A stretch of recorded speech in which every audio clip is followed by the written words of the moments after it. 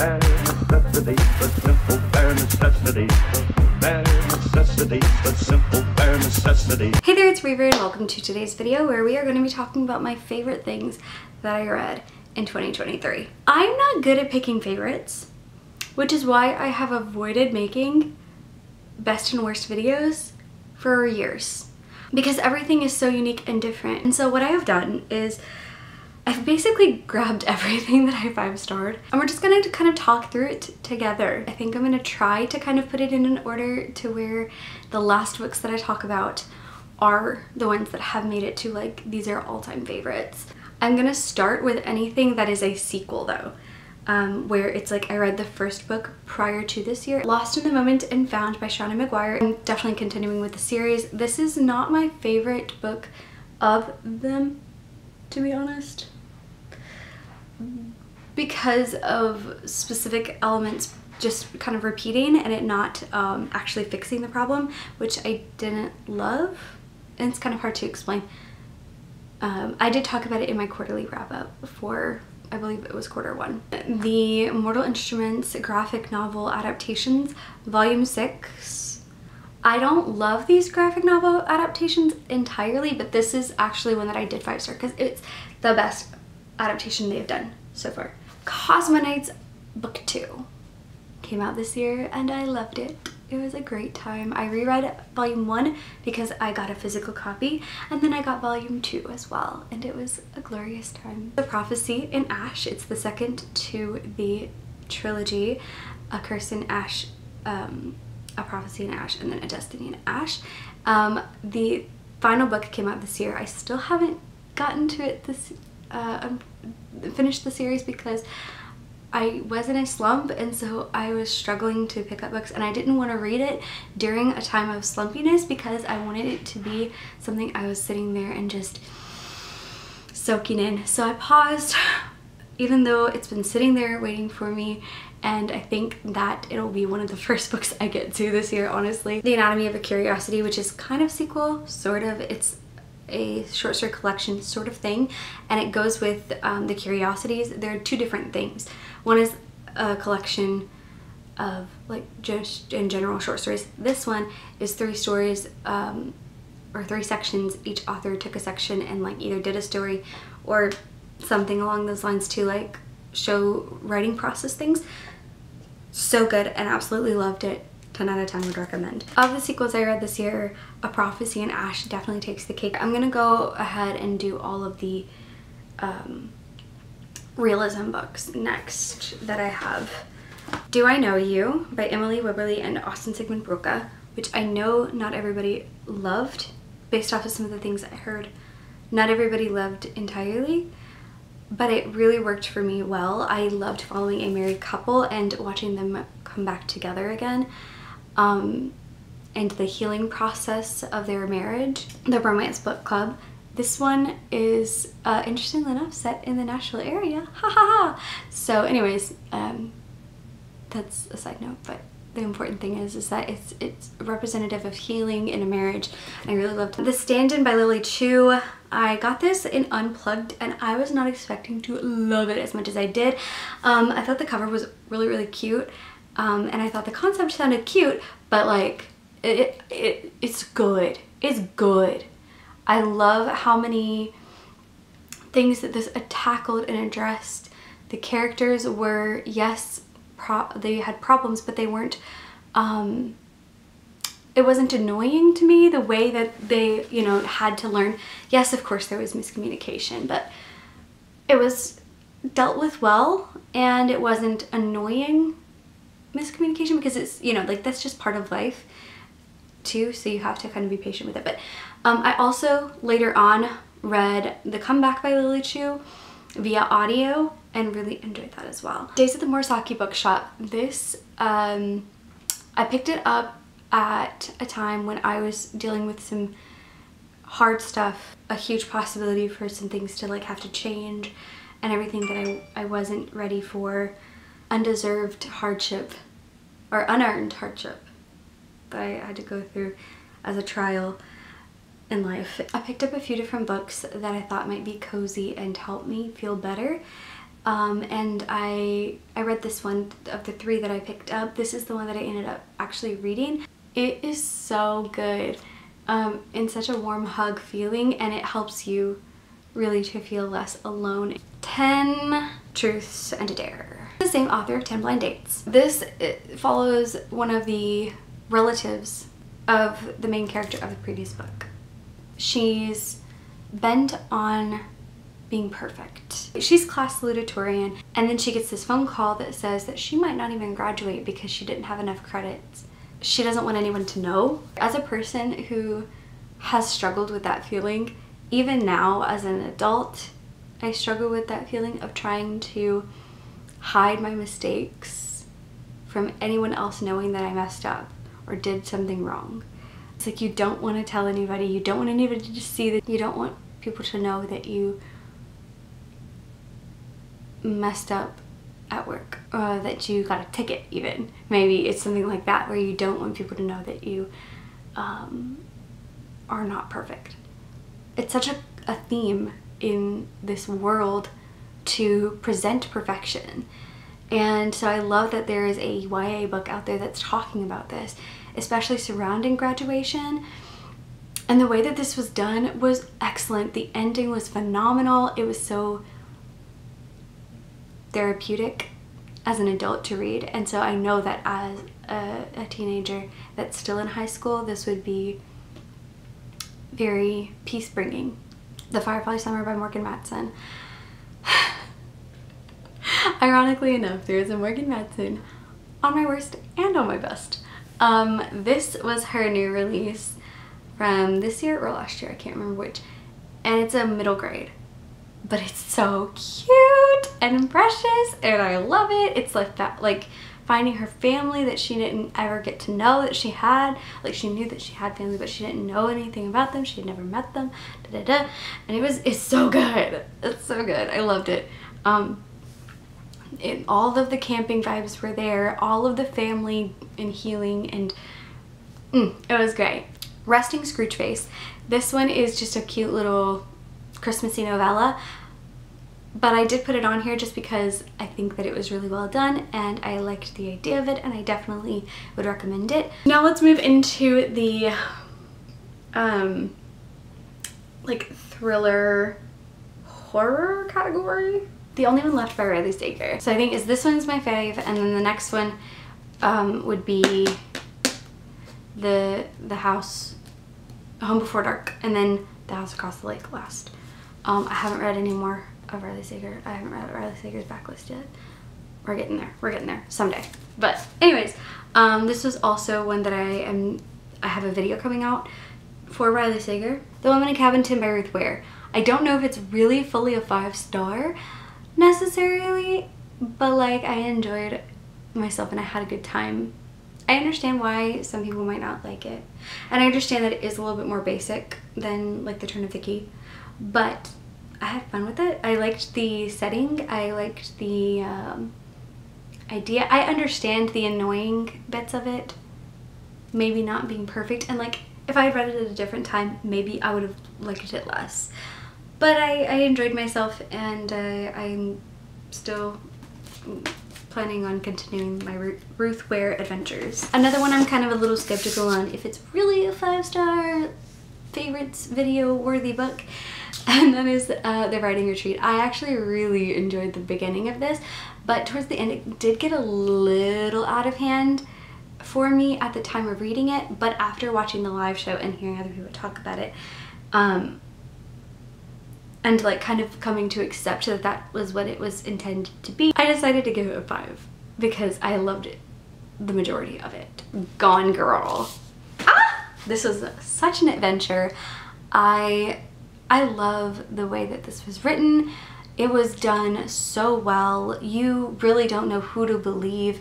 It shocked me in the fact that I was so convinced that a specific character was supposed to be the bad guy and was not correct about it. I was so sure that the twist was not going to be the twist, and was so convinced that like, no, there's no way it's going to be that. That's too easy. But the way it was done was so well done that it wasn't too easy, because you convinced me that it was not true, which is a skill. Horror Store by Grady Hendrix. This one is a little bit lower as far as the horror goes because it is a little bit more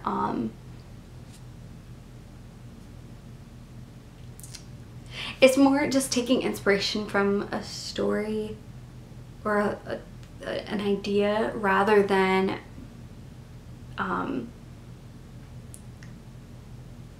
addressing something like real life, or not real life, real time issues.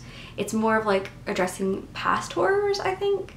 But I still really enjoyed it, and I loved the format, the idea, the concept was cool, and I do have other Grady Hendrix thriller slash horror to get to, so I'm really looking forward to getting to some of his other works. Of the books that I've told you so far, I can't really say with confidence if any of them are like new all-time favorites, but they are some of my favorite books. I love these books. I do have one more horror that should go in the in-between, could be speculative, could be not category, but I'm not going to disclose that one yet because it needs to go at the end. So I'm gonna jump over to fantastical. Let's start with the ones we're meant to find.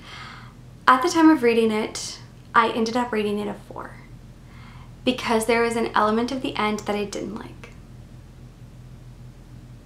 But honestly, thinking back on it, it was orchestrated too well for me to begrudge it something where it just did something that it didn't. I wanted it to do something else for just one little part.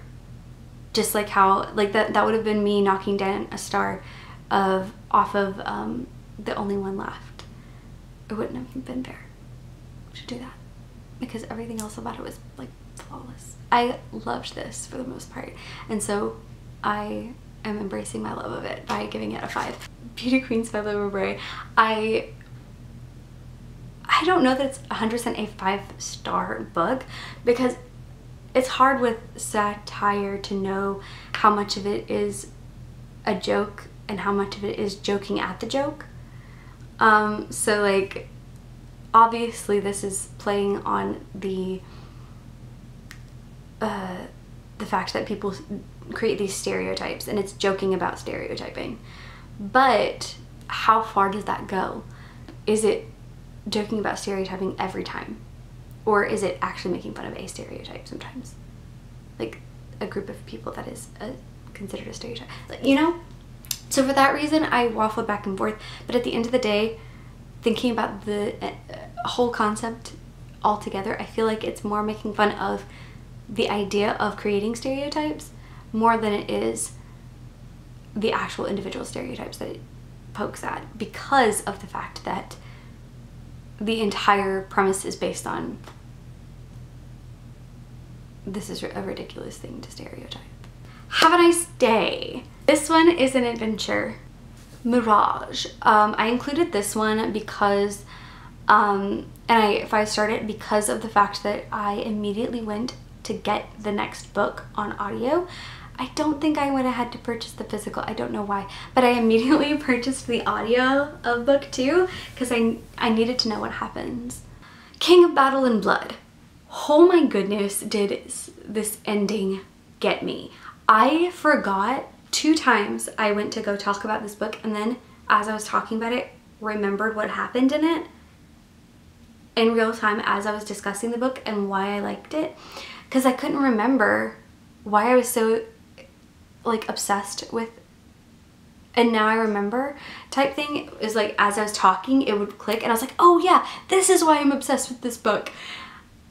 It has the greatest plot twist thing going for it. I love it so much. It was such a great choice and I cannot wait to finish out the rest of this series.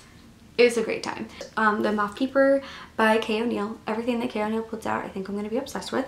I did also read Aquacorn Cove, which I believe is Kay O'Neill, and Dewdrop, which I know is Kay O'Neill, this year, and all of those I excellent. This was her release for this year. The other two were backlist. I also read Pilu of the Woods this year, which is not K.O. O'Neill, but is also a graphic novel. I can't remember the author's name. Amazing. 10 out of 10 would recommend. Also, and I started One Piece this year. Amazing. 10 out of 10. Can't wait to get too obsessed with this and it become top all-time favorite stuff. Your Lie in April, I had watched the anime in the past. Legends and Lattes by Travis Baltrey.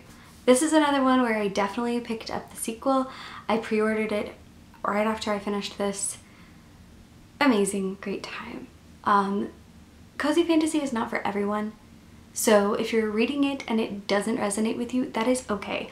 I feel like because the hype got really high for cozy fantasy, because people were like, oh, I think some people just like the idea of cozy fantasy, but it doesn't actually work for them. They need the action and the busyness of the plot.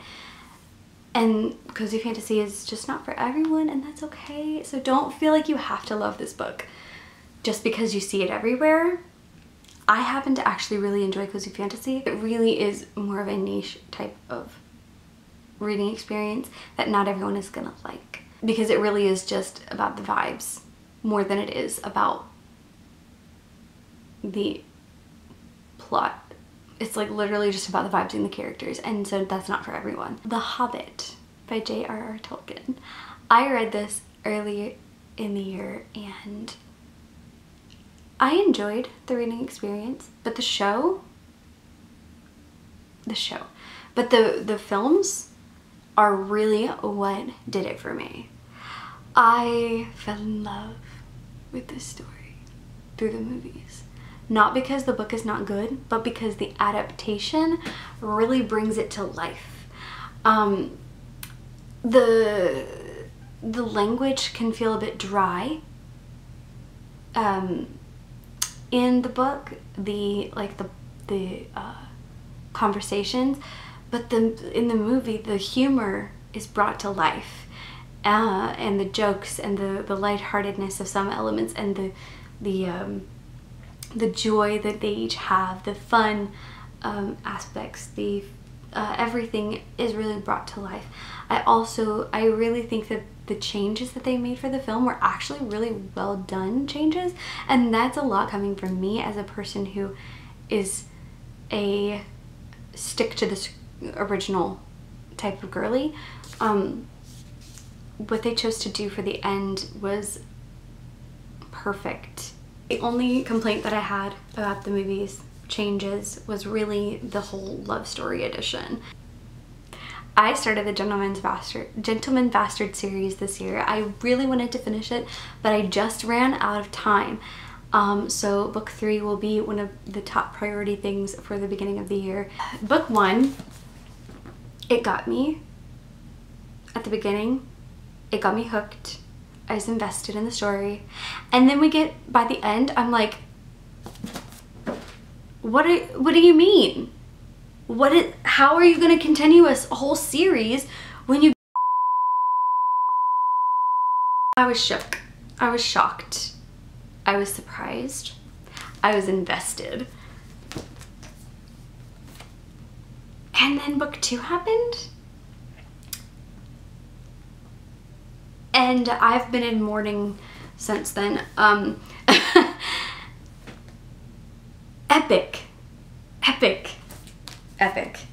I love them so much, and I cannot wait to read the next one. And hopefully it doesn't end on such a cliffhanger, because we don't have another book after that yet. But we don't know when we'll ever get the rest of the books.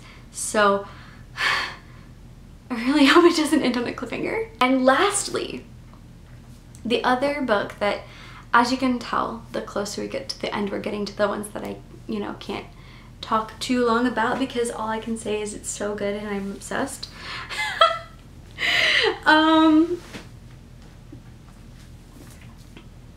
Pet Sematary by Stephen King. I love this book. Oh, do I love this book. Oh, do I love this book. Okay. So, from a spiritual standpoint, let me go there for a second. Horror is typically considered something that is wrong, that is bad to consume. I understand this perspective. I think it's a bit hard to understand why and where some horror fits in.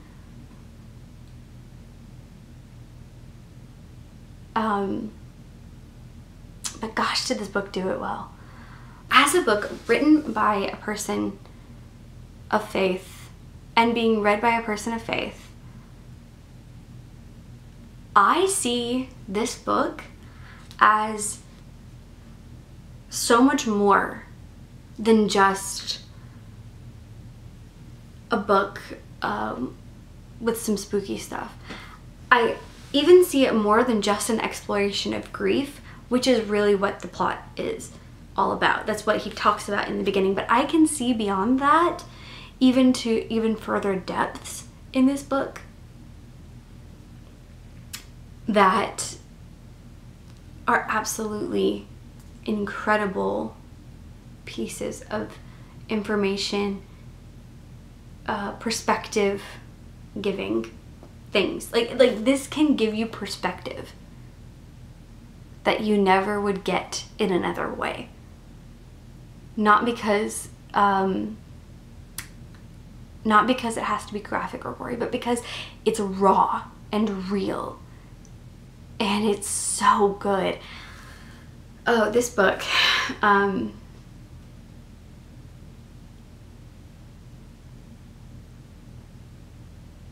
have to read more Stephen King now. I have to find out what else there is. After I read this, I was thinking about how I was going to talk about this book. And I was also thinking about the concept of like horror in the terms of a religious background, or as a person of faith.